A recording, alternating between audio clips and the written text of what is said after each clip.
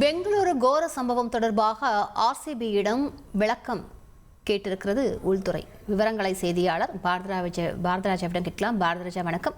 என்ன மாதிரியான விளக்கத்தை கேட்டிருக்கிறது உள்துறை? விவரங்களை பதிவு பண்ணுங்க. நேற்று பெங்களூரு சின்னசாமி கிரிக்கெட் மைதானத்தில் ஏற்பட்ட கூட்ட நெரிசலில் 11 பேர் உயிரிழந்திருக்கிறார்கள். இந்த சம்பவம் தொடர்பாக இன்று சின்னசாமி மைதானத்தில் கர்நாடக உள்துறை அமைச்சர் பரமேஸ்வரா ஆய்வுகளை மேற்கொண்டார். எந்தெந்த பகுதியில் அந்த உயிரிழப்புகள் கூட்ட நெரிசல் ஏற்பட்டதோ அந்த நுழைவு வாயில்களில் எல்லாம் ஆய்வு செய்தார்.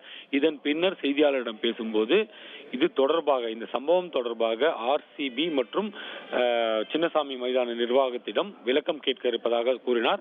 இந்த விளக்கம் என்ன மாதிரியான விஷயங்களாக இருக்கும் என்றால், எத்தனை பேருக்கு டிக்கெட் வழங்கப்பட்டது, எந்த அடிப்படையில் டிக்கெட்டுகள், அந்த பாஸ்கள் வழங்கப்பட்டது, எத்தனை பேர் வருவார்கள் என்று எதிர்பார்க்கப்பட்டது, இலவச பாஸ்கள் எத்தனை பேருக்கு வழங்கப்பட்டது, யார் யார், அதாவது கேஎஸ்சியை பொறுத்தமட்டில் அது ஒரு கிளப் என்பதால் அந்த கிளப் உறுப்பினர்கள் யாராவது வந்தார்களா, அவரது குடும்பத்தைச் சேர்ந்தவர்கள் வந்திருந்தார்களா, அவர்களுக்கு எந்த மாதிரியான அழைப்புகள் கொடுக்கப்பட்டது, அதே போல ஆர்சிபி அணி நிர்வாகம் சார்பில் யார் யாருக்கெல்லாம் பாஸ்கள் வழங்கப்பட்டிருந்தன என்ற விவரங்களை எல்லாம் கேட்ப இருப்பதாகவும், அதே போல சின்னசாமி மைதானத்தை பொறுத்தமட்டில் வாயில்களில் எப்படி பார்வையாளர்கள் அனுமதிக்கப்பட்டார்கள் என்ற விஷயங்களை எல்லாம் விளக்கம் கேட்பிருப்பதாக தெரிவித்தார். அது மட்டுமல்ல, இது தொடர்பாக ஏற்கனவே நீதி விசாரணை உத்தரவிட்டிருந்தாலும் கூட போலீசாரிடம் இந்த சம்பவம் நடந்ததற்கான காரணம் என்ன, இங்குள்ள சிசிடிவிகள் உள்ளிட்ட பிற விஷயங்களை ஆய்வு செய்யுமாறு அவர் கூறியிருப்பதாகவும், ஒரு முழுமையான அறிக்கை தயார் செய்து தனக்கு அனுப்ப வேண்டும், அதுவும் ஆர்சிபி மற்றும் கேஎஸ்சி நிர்வாகத்தை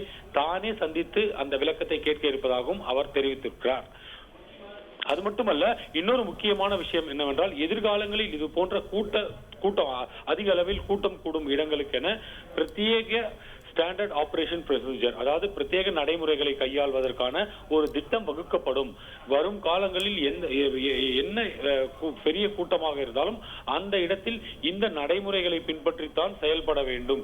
நேற்றைய பொறுத்தமட்டில் போலீஸ் பாதுகாப்பு குறைவாக இருப்பதாக ஒரு குற்றச்சாட்டு இருந்தது. அதனால் இனிமேல் அதையெல்லாம் உறுதி செய்யும் வகையில் இந்த ஸ்டாண்டர்ட் ஆபரேஷன் ப்ரொசீஜர் இருக்கும் என்று சொல்லப்படுகிறது. விவரங்களுக்கு நன்றி பாரதராஜா. செய்திகளை உடனுக்குடன் தெரிந்து கொள்ள உடனே சப்ஸ்கிரைப் பண்ணுங்க.